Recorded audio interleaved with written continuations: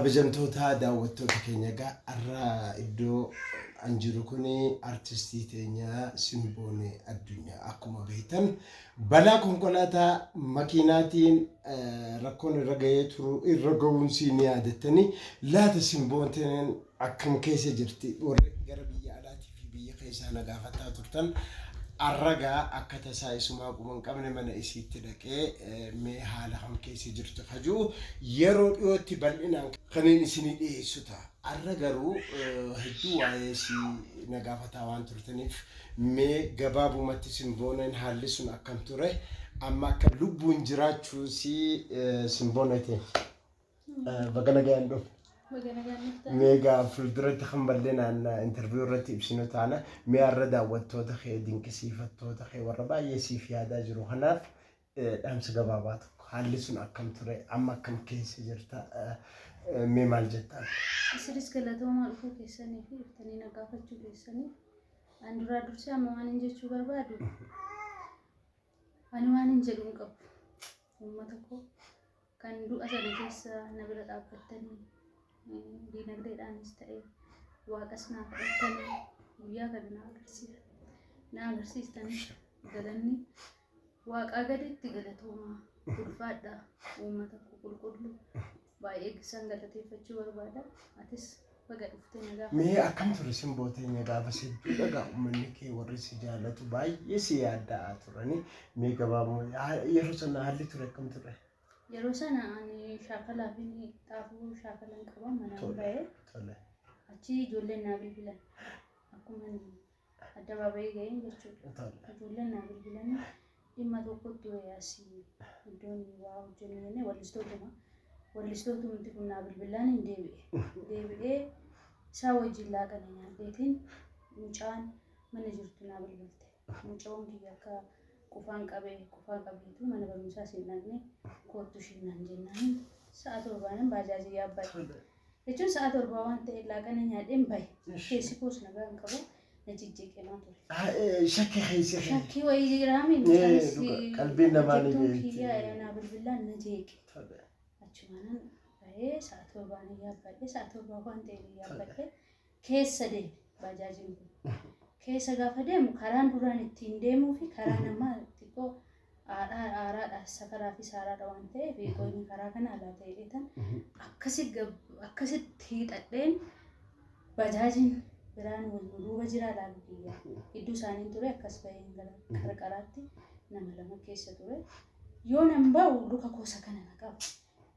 Karanchi erga garagale moo amma dhagaa ani yeroo sana amma nama jedhamillee hin beeku waan beektuun qabdu maaliif safaruma taraa kiyya yaabbadhe malee maal tokkicha keessa jiru nu badhu garuu qalbiin kiyya muca'uu kiyya bira waan na jiru jijjiiqamaa ture achi luka isa kana na qabe luka isa kana waan na qabe tokko akkasitti naannanii xadha jedhee nan laala jedhu luka isa kana na qabe isaan ala as deebi'uu kiyya hin beeku waan hin ta'es hin beeku ani manuma yaalattan arge sayyuga kan yaabbadhe sa'a torbaan gaafa torbaati gaafa 12 manuma yaalattan bare argan takka booda barte taateewwan guyyaa roobii kan seene gaafa kidhamu wiixatamu achuma jiraachuu keetuu qabarte nan achi keessa jiraachuu ammas ta'u akkamitti gaafa sana wanti kun kadhatate yaadadhu akkasii waan jedhu hin qabu garuu waan maatiin na bira ture namoonni na gaggaafachaa ture akka nuuf hin beekne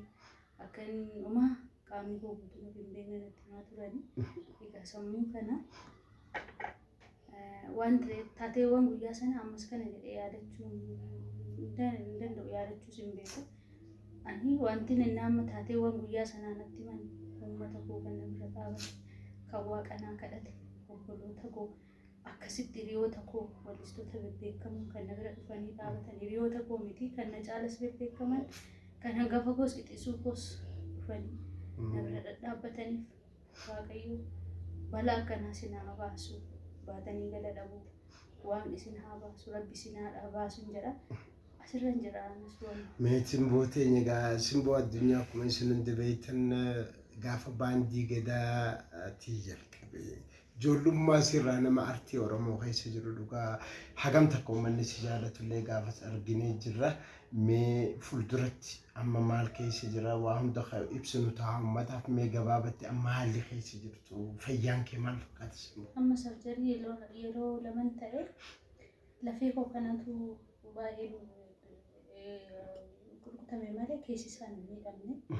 Lafeen kun bahee gaddanaa deebisan. Akkasii ture kun akkasii keessa dhokataa ture. Sakaraa kana fayyeen ji'a sadii boodatti deebi'ee amma ji'a torban lama guyyaa torbee sadii edda lafeen inni gunnaa deebi'e. Amma nanaan sa'aa fuulli kiyyees guutuudha. Lafeen kiyyeen karaa kana sinaa guuteera nagaa kooti keessi koomaa. Baga lubbuu rabbiin si baasee inni simbooteen egaa dhugaa dubbachuuf namni sammuun badame jechuun ammallee fayyaan si guututti hin deebine. warri biyya keessaatii fi haala ammallee karaa sooshaal miidiyaa siitiin akka hordoftan gaafanna. Arraga tamaam manzaa ni beektan yeroo hedduu artii Oromoo irratti artistoota gargaaruu irratti sheer godhuurra nama beekamu. Mee isaa waliin gaarramee simboo gaafanneeti beellama qabannee dhufne tamaam waa'ee simboo waan gabaabaa maal jetta? Waa'ee simboo waan baay'ee waan jedhuun qabu miidhaa isiirra gahe duraanillee namni hundi argaa ture. Ammas immoo kunoo dhufnee qaamaan agarree jirra. Ammas immoo gargaarsa uummataa akkasii barbaachisu waan hubadhe kanaa ol waan jedhuun qabu baay'ee namatti dhagahama. Dhugaadha akkuma tamaaman saajee ammallee haateen hojjaa dubbattu malee fayyaan isii bakka ittiin deebine kana maal isii barbaachisa kallattiin gara sooshaal miidiyaa isiitiin osoo isiirraa hubattanii. Kaju gamanumaan dhaabsa dabarsina karaa TikTok simboonee addunyaa, Facebook simboonee addunyaatiin mucayyoota nagaa nama umrii isii guutuu sabaaf jiraate. Ijoollummaa irraa kan wanni isinitti himnu jiru ni beektanii simbooteen baga lubbuun rabbi si baase bal'inaan uummata kanatti doktoroota keetis dubbisnee haalli fayyaa keetii fuulduroo maal barbaachisa fayyaan kee dhugaa dhukkubbiin sirra ga'e waan hangana ni deebi'a jedhamee yaadamuu miti.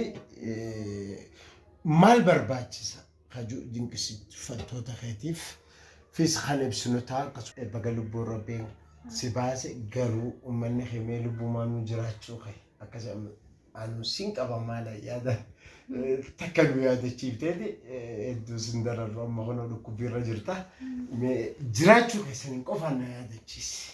Ani jiraadhee waan Rabbis kadhaan uummata kootis guyyaa kanaan na ga'eera. Ani mucumaa koo ishii dhukkuballee jedhanii na bilbilanii hin argine guyyaa torban tokko booda ishee arge. An jira maal ta'u namni uummata ofii qabu saba bal'aa kana qabu maal ta'a? Kadhaan isaaniitu sigaa kadhaan isaaniitu naaf ka'e kadhaan uummanni kun naa kadhateetu waaqa wajjin nu gargaare malee beekamtiinis nama hin baasu yoo waaqa irraa ta'e. Qabeenyis nama hin baasu. Garuu kadhaan uummata kanaa waan isii afayyisu uummanni kun hin jedhu kun qarosa miti. Namni uummata koo baay'ee na jaallata baay'ee na kabajuu isaayyuu bara kanaan argee amma kan uummanni koo adaraan irra godhateera ammaan boodanis fayyaa kootti man deebi'aa fayyaa kootti ammas garuu sirba sirbeette. Uummanni simboon teenyeen jedhaan sirjii mi mucatee xiqqoo haastee xiqqoo garaana tuuti waa'ee mucatee xiqqoo akkama taatee hubattee waan sana. Hin argin saraqxee naan akka tasaa walistuu wayii naannoo kana jira. Ishii bira dhaqxee achuma mana yaalaan dhageessan maatiinis dhufee. Agam masih uang betul kan? Bagar bin si si Bagar bin si na ambis. Si cuma begitu. Ano suman ka pa ma isim mali maling ka pa na juga mo ta. Ansa mulai suman. Arra akatenye dugane ko falle je yeron tunde ko falle yanne gurran argunu wangudada. Simbo adunya nama yero era dura kapso oromo sirba oromo khaisan nama beinu ayye. Ano sumangkaba maliada, ano sumangkaba maliada, ano sumangkaba siramaku karamaliada, siramaku karamaliada, sijala tagaran. Ganum ummata lubbuun jiraachuu kabajamtoota daawwattoota keenya simboon teenya lubbuun jiraachuu dhageessin hangana isin dhageessisuu barbaade. Sumangkaba maliada, ano sumangkaba mala. Aloo sinan qaba jechuudha. Fuulduratti immoo akkam keessa jirti maaltu isii barbaachisa hajuu gamanuma waan waadee isinii galu isii qofa osoo hin ta'in warra isii tana dhukkubsachiisaa jiru akkasumatti doktorotan isii tana hordofaa jiran simboon sadarkaa akkamirra jirti doktoroota isiitis dubbisnee muciyyoo tana haala hikimina isii guutuun akka deeffannoo abdaan qaba. Simbonetin yeroo hanga kana naafannetee naa waliin ta'arra lubbuun jiraattee hagana naa waliin ta'uu hedduun gammadee warri gaa simboonee jettaan rakkisaa turtanis kun simbooneen hangana nuu fayyite haafee walumaan fayyifanna hajuu galatoonis Sinis galatooma. Kanneen agaafachuu keessan. ayyatamaa mayyirratti dhamsa yoo qabatte uummata Oromootiifis haa ta'u simbooneenis wanni jettu yoo jira. Ayyee simbooneetiin rabbi si haa fayyisu jenna. Uummanni Oromoo immoo simbooneen gaa uummata Oromootiif jecha aartii kana keessatti waggaa dheeraa dabarsitee jireenya isii guutuu uummata kanaaf dabarsitee afaan Oromoo guddisuu keessatti gahee guddaa taphattee ammas dhibeen isii irra jiru kun baay'ee yaalaa barbaachisaa. Namoonni dandeettan hunduu waan dandeettaniin akkaawuntii armaan gadii mul'atu kanatti waan dandeessan gargaara jechuu ni barbaadan. Teessoo isii kan asirra keenyu ta'a.